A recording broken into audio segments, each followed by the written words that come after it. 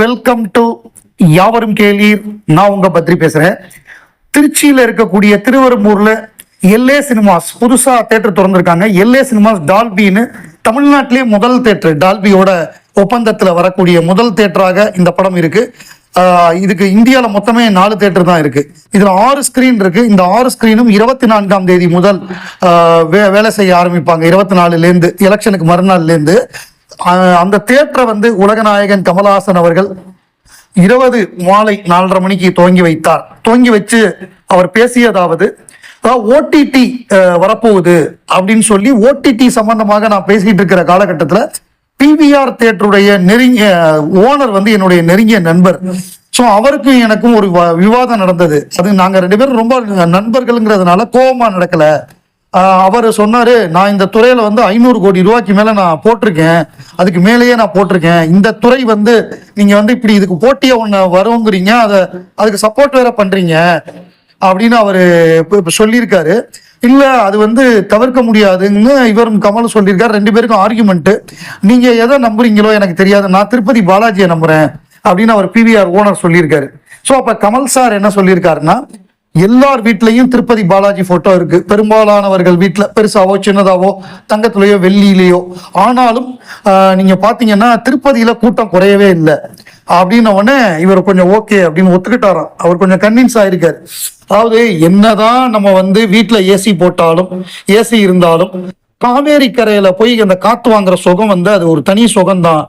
மரத்துக்கு கீழேயோ காவேரி கரையிலையோ போய் நம்ம வந்து காத்து வாங்குறோம். அது வந்து நம்ம என்னைக்குமே நிக்கிறது கிடையாது. நம்ம வீட்டுல ஏசி இருக்குங்கிறதுனால நம்ம போகாம இருக்கோமா? அது போகதான் செய்வோம். அதாவது மனிதர்களுக்கே உள்ள இயல்பு என்னன்னா, இந்த காங்கிரிகேஷன்ங்கிறது மாறவே மாறாது. அது ஒரு கல்யாணமா இருக்கட்டும், அது ஒரு திருவிழாவா இருக்கட்டும், அது வந்து திரையரங்கா இருக்கட்டும், இந்த காங்கிரிகேஷன் மக்கள் ஒன்று சேர்ந்து பார்க்கக்கூடிய, மக்கள் ஒன்று சேர்ந்து கொண்டாடக்கூடிய ஒரு விஷயம் அப்படிங்கிறது வந்து இந்த திரை தான், சினிமா தான். பக்கத்துல உட்கார்ந்து இருக்கிறவங்க உங்க அட்ரஸ் என்ன, உங்க ஜாதி என்னன்னு பார்க்காம இருக்கக்கூடிய ஒரே இடம் சினிமா திரையரங்கு தான். ஸோ அந்த சினிமா திரையரங்கம் இது வந்து நாளுக்கு நாள் பெட்டரா தான் போகும். நான் சினிமாவை நம்புறேன். இது வந்து நாளுக்கு நாள் பெட்டரா தான் போகும். இனிமே வந்து ஏஐ வரும், நீங்க பார்க்கக்கூடிய காட்சிகள் இன்னும் பெட்டரா இருக்கும், இன்னும் ஃபைனரா இருக்கும். It will gets better and better day by day அப்படின்னு சொல்லி அவர் வந்து சினிமாவுடைய முக்கியத்துவம், சினிமா எப்பொழுதுமே இருக்கும், உங்களோட அந்த 400+ சீட்டு எப்பொழுதுமே ஃபுல்லாகும், அதனுடைய முதல் ரசிகனா நான் இருக்கேன், இன்னும் பல ஆண்டுகள் தொடர்ந்து நீங்க வெற்றிகரமா இருப்பீர்கள், சினிமா வந்து அதற்கு காரணமா இருக்கும் அப்படின்னு அந்த தியேட்டர் அதிபர் அவங்கள வாழ்த்தினார். இது புக் மை ஷோல அந்த இது ஃபுல்லாச்சு, அந்த ஒட்டுமொத்த ஷோ ஃபுல்லாச்சுங்கிறது குறிப்பிடத்தக்கது. KH-237 சம்பந்தமாக ஒரு செய்தி. அது என்னன்னா, அன்பறிவு இயக்கக்கூடிய உலகநாயகன் கமலஹாசனுடைய ராஜ்கமல் நிறுவனம் அந்த படத்தை தயாரிக்கிறாங்க. ஸோ அந்த படத்துல வந்து முழுக்க ஆக்ஷன் படமாக அந்த படம் வந்து கதை எழுதப்பட்டிருக்கு. அதுல வந்து உலகநாயகன் கமலஹாசன் சில மாற்றங்கள், அதாவது எப்படின்னா கொஞ்சம் ஃபேமிலியும் இருக்கிற மாதிரி கொஞ்சம் பார்த்துக்குங்க அப்படின்னு சொல்லியிருக்காரு. அதற்கான அந்த மாற்றங்கள் அவங்க செஞ்சுக்கிட்டு இருக்காங்களாம். அதற்கு நடுவில் வந்து உலகநாயகன் அவர்கள் பிரச்சாரத்துக்கு கிளம்பியிருக்காரு. அவர் வந்து இன்னைக்கு திருச்சியில பிரச்சாரம், அதை முன்னாடி சென்னையில ஆரம்பிச்சாரு, சென்னையில முடிச்சுட்டு கோயம்புத்தூர் போனாரு, கோயம்புத்தூர் அவினாசி, கோவை தெற்குலையும் அவினாசிலையும் பிரச்சாரம் பண்ணாரு. இன்னைக்கு திருச்சியில உள்ள வேட்பாளர்கள், திருவெரும்பூர்ல அன்பில் மகேஷ் பொய்யாமொழி கல்வி அமைச்சர் அவருக்கு பிரச்சாரம் பண்றாரு, லால்குடியில பாரிவல்லலுக்கு பிரச்சாரம் பண்றாரு. இன்னும் சில வேட்பாளர்கள் திருச்சியில இருக்கக்கூடிய மற்ற வேட்பாளர்கள் யாராருக்கு தேவையோ, KN நேரு வேணும்னாருன்னா அவருக்கு பண்ணுவாரு, ஸ்ரீரங்கத்துல வேணும்னாங்கன்னா அவங்களுக்கு பண்ணுவாங்க. ஸோ அந்த மாதிரி எல்லாருக்குமே அந்த டயத்துக்குள்ள நைட்டு 10 மணிக்குள்ள யாராருக்கெல்லாம் பிரச்சாரம் பண்ண முடியுமோ அந்த இருக்கிற டயத்துக்குள்ள அவர் தன்னுடைய பிரச்சாரத்தை முடிப்பாரு. இப்போ இன்னையோட அவ்வளவுதான் பிரச்சாரம், அவருடைய பிரச்சாரம் முடிஞ்சிருது. நாளைக்கெல்லாம் பிரச்சாரம் கிடையாது. ஸோ இதுக்கப்புறம் வந்து 24 அல்லது மே 4 எலெக்ஷன் ரிசல்ட்டுக்கு அப்புறமாக படப்பிடிப்பு ஆரம்பிச்சிருவாங்க. ஸோ படப்பிடிப்பு ஆரம்பிச்சாங்கன்னா அது வந்து நல்ல விறுவிறுப்பாக அந்த படப்பிடிப்பு நடக்கும் அப்படிங்கிற ஒரு செய்தி. இன்னொன்று என்னன்னா, நம்ம ஏப்ரல் 27ஆம் தேதி வந்து ரஜினிகாந்த் நடிக்க சிபி சக்கரவர்த்தி இயக்கக்கூடிய ஒரு படத்தை வந்து நம்ம தோங்குறதா இருந்தது. ரஜினி வந்து சிபி சக்கரவர்த்தியை மாத்தணும் அப்படிங்கிற ஒரு மூடுல இருக்காரு. அவருக்கு வந்து அஸ்வின் மாரிமுத்து அந்த அவரோட இதுலதான் பண்ணணுங்கிற ஒரு ஆர்வத்துல இருக்காரு. ஸோ அந்த டைரக்டர் வந்து இப்ப சிம்மு படத்துல பண்ணல. ஸோ ஒருவேளை அவர் வரலாம், அஸ்வத் மாரிமுத்து வரலாம். அந்த கேப்ல வந்து ராஜ்கமல் என்ன நினைக்கிறாங்கன்னா, இவர் அமுச்சு விட்டுற வேண்டாம், இவர் இருக்கட்டும், இவருக்கு நம்ம ரஜினி இல்லைன்னா கூட நம்ம ஒரு படம் கொடுப்போம், இவரை கூப்பிட்டு வந்து ஏமாத்த வேண்டாம்னு ராஜ்கமல் முடிவு பண்ணிட்டாங்க.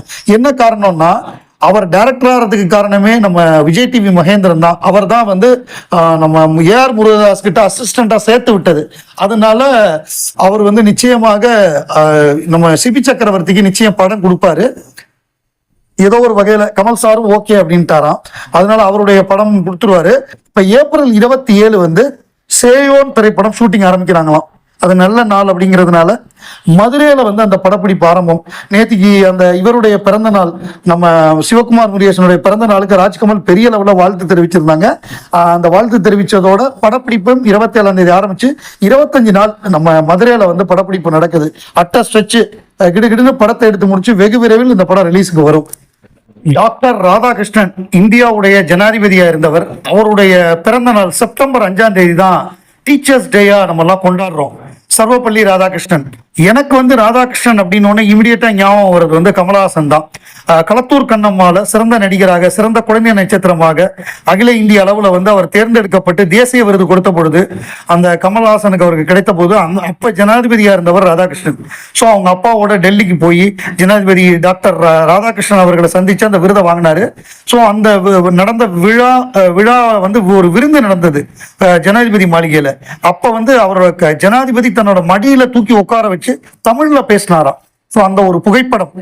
எழுத்தாளர் சுஜாதா வந்து ரொம்ப சுவாரஸ்யமா எழுதக்கூடியவர். அவரை வந்து என்ன சொல்லுவாங்கன்னா, அவர் டெலிபோன் டைரக்டரி எழுதினா கூட அவ்வளவு சுவாரஸ்யமா எழுதுவாரு, ஒரு கணக்கு எழுதினா கூட சுவாரஸ்யமா எழுதுவாரு அப்படின்னு கொஞ்சம் சொல்லுவாங்க. அதாவது எப்படின்னா, டெலிபோன் டைரக்டருங்கிறது நம்பர் தான் இருக்கும், அதுல என்னத்தை சுவாரஸ்யமா சொல்ல முடியும். ஆனால் சுஜாதா அப்படி எழுதுவாரு, அந்த அளவு சுவாரஸ்யமானவர்னு சொல்லுவாங்க. அவருடைய கடைசி கால வரிகள், அதாவது ஆரம்பத்துல நம்ம ஒரு எய்மோட இருப்போம் சின்ன பையனா இருக்கிறப்ப, ரிட்டையர் ஆகக்கூடிய அந்த காலகட்டத்தில் வந்து நம்மளுடைய அந்த பர்செப்ஷனே மாறி இருக்கும். ஸோ அப்போ அந்த அவர் கடைசி காலத்தில் எழுதின வரிகளை ஆரம்ப காலத்தில் இளைஞராக இருந்தபோது ஏரோப்ளேன் ஓட்டவும், கிட்டார் வாசித்து உலகை வெல்லவும், நிலவை விலை பேசவும் ஆசைப்பட்டேன். நாளடைவில் இந்த இச்சைகள் படிப்படியாக திருத்தப்பட்டு எளிமையாக்கப்பட்டு 70 வயதில் காலை எழுந்தவுடன் சுகமாய் பாத்ரூம் போனாலே சந்தோஷப்படுகின்றேன். வாழ்க்கை இவ்வகையில் ப்ரொக்ரசிவ் காம்ப்ரமைஸ், படிப்படியாக சமரசங்களால் நிறைந்தது. இன்றைய தினத்தில் என் டாப் 10 கவலைகள் அல்லது தேவைகள் என்றால், முதலிடத்தில் உடல் நலம், மனநலம், மற்றவருக்கு தொந்தரவு தராமல் இருப்பது, இன்சொல், அனுதாபம், நல்ல காஃபி, நகைச்சுவை உணர்வு, 4 பக்கமாவது படிப்பது, எழுதுவது. இந்த பட்டியலில் பணம் இல்லை அப்படின்னு சொல்லி அவர் தன்னுடைய கற்றதும் பெற்றதும் அப்படின்னு சொல்லி ஒரு தொடர் விகடன்ல எழுதிட்டு இருந்தாரு. அது மொத்தமா புக்காவும் வந்தது, அந்த கற்றதும் பெற்றதும். அதுல பாருங்க, ஆரம்பத்துல இவ்வளவு ஒரு ஆம்பிஷனோட, இவ்வளவு ஒரு நிலவையே விலை பேசணும், உலகத்தை வெல்லணும் அப்படின்லாம், ஃபிளைட் ஓட்டணும்னு ஆசைப்பட்டவரு கடைசியில காலையில எந்திரிச்சு 70 வயசுக்கு மேல பாத்ரூம் போனாலே அது வந்து ஒரு பெரிய சந்தோஷங்கிற ஒரு நிலைமைக்கு வந்து காம்ப்ரமைஸ். இது வந்து எப்படின்னா ப்ரொக்ரசிவ் காம்ப்ரமைஸ் அப்படின்னு அவரே குறிப்பிடுறாரு. ஸோ இது இவ்வளவுதான் லைஃப். ஒவ்வொரு காலகட்டத்தில் நம்மளோட இலக்கு மாறிக்கிட்டே இருக்கும் அப்படிங்கிறத வந்து ரொம்ப அழகா தன்னுடைய எழுத்து மூலமாக சுஜாதா அவர்கள் அந்த கட்டுரையில சொல்லியிருக்காரு.